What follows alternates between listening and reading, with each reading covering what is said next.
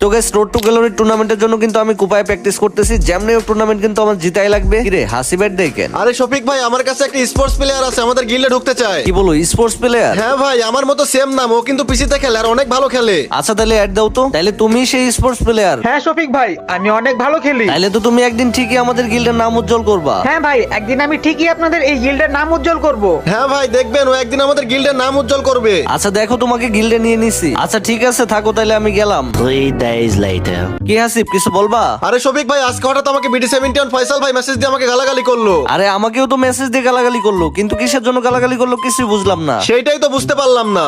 আরে আরে শফিক ভাই, আমি তো আপনাদের গিল্ডের নাম উজ্জ্বল করে দিছি। আরে ভাই আমি জানতাম তুমি একদিন আমাদের গিল্ডের নাম উজ্জ্বল করবা, কিন্তু কিভাবে করলা? BD71 গিল্ডের সাথে কাস্টম খেলতে যায়, সেই কাস্টমে হেডশট হ্যাক লাগায় আমি কাস্টমটা জিতে গেছি।